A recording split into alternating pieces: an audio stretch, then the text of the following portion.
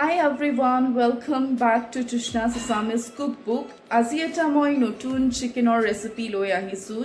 Grill chicken আৰু মই grill চিকেনটো মই পেনত বনাইছোঁ আপোনালোকে গ্ৰিল পেন এভেইলেবল নাথাকিলে মাইক্ৰৱেভতো বনাব পাৰে মই যেনেকৈ দেখাইছোঁ সেম সেইখিনি ইনগ্ৰিডিয়েণ্টছৰ সৈতে তো তেনেহ'লে ভিডিঅ'টো ষ্টাৰ্ট কৰোঁ ব'লক এণ্ডৰলৈকে চাব যদি ভাল লাগে প্লিজ লাইক আৰু ছাবস্ক্ৰাইব কৰিবলৈ নাপাহৰিব মোৰ চেনেলটো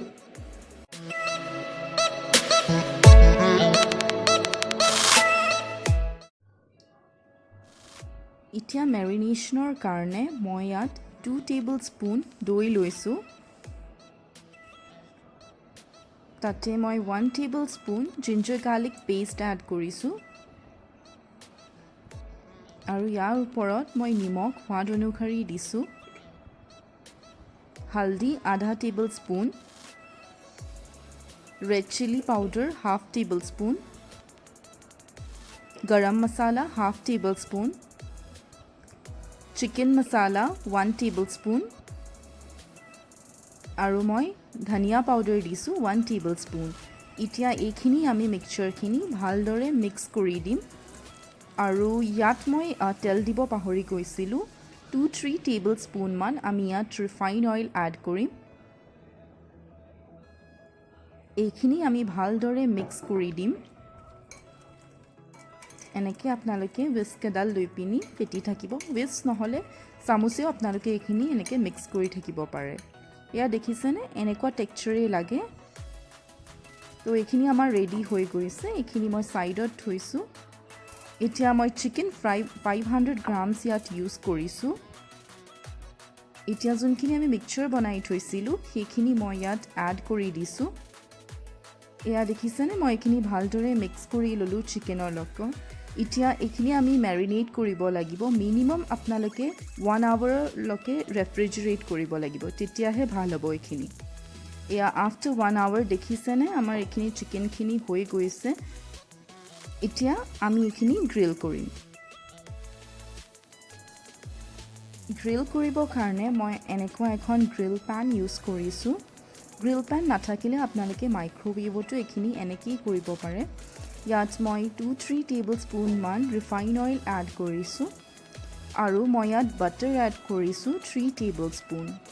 আপুনি গোটেই গ্ৰিল চিকেনটো বাটাৰতো বনাব পাৰে কিন্তু মই ইয়াত অকণমান ৰিফাইন অইল এড কৰিছোঁ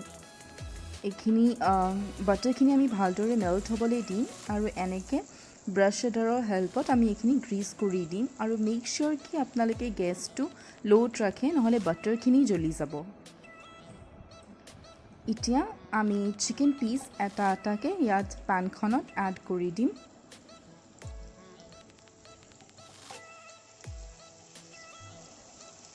এতিয়া আপোনালোকে গেছটো মিডিয়ামত ৰাখিব আৰু এইখিনি গোটেইখিনি এড কৰাৰ পিছত যোনখিনি অকণমান মছলা ৰখি গৈছিলে মই ওপৰতে অকণমান লৰাই দিছোঁ এতিয়া আমি 10 মিনিটছৰলৈকে এইখিনি এনেকৈয়ে থাকিবলৈ দিম আৰু ওপৰত ছাইডৰ পৰা বাটাৰ আৰু তেলৰ মিক্সচাৰখিনি আমি ওপৰত অকণমান এনেকৈ ব্ৰাছৰ হেল্পত লগাই দিম আৰু তাৰপিছত গেছটো মিডিয়ামত আমি 10 মিনিটছ ৰাখিব লাগিব তাৰপিছতহে আমি এইখিনি উলটিয়াই দিম এতিয়া 10 মিনিটছ হৈ গৈছে দেখিছেনে মই এইখিনি উলটিয়াই দিছোঁ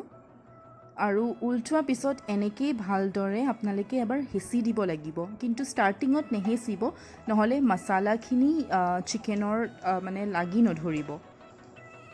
এতিয়া এনেকৈ প্ৰেছ কৰি দিব অকণমান যাতে যোনটো আমাৰ গ্ৰিলৰ টেক্সচাৰ এটা হয় সেইখিনি আমাৰ চিকেনত আহি যাব ভালদৰে এতিয়া এনেকৈ ব্ৰাছৰ হেল্পত আৰু অকণমান ওপৰত সেই বাটাৰ আৰু অইলৰ মিক্সচাৰখিনি লগাই দিব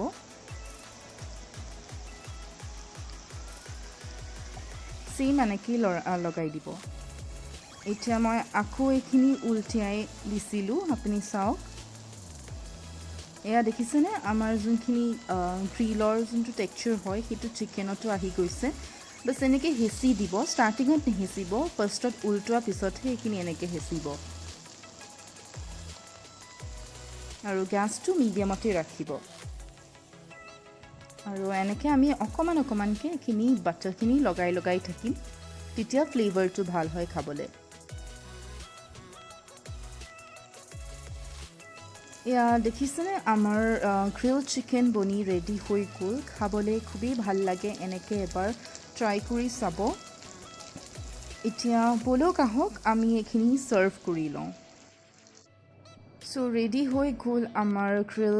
চিকেন। মই এনেকৈ পিঁয়াজো অকণমান গ্ৰিল কৰি লৈছিলোঁ, মানে জুইতেই পুৰি লৈছিলোঁ। চ' এনেকৈ ভাতৰ লগত খাবলৈ খুব ভাল হয়। আৰু মই তেলখিনি পেলাই দিয়া নাই, তেলখিনি পেলাই নিদিব, কিয়কি তেলখিনিৰ নিজৰে এটা টেষ্ট আছে, যোনখিনি আপোনালোকে চিকেনতো ব্ৰাছ কৰি লগাই খাব পাৰে, আৰু নহ'লে ভাতৰ লগত যদি খাইছে ভাততো সেই তেলকণ লৈ পিনি খাব পাৰে। চ' যদি মোৰ ভিডিঅ'টো চাই ভাল লাগিলে প্লিজ ছাবস্ক্ৰাইব কৰিবলৈ নাপাহৰিব। Bye bye.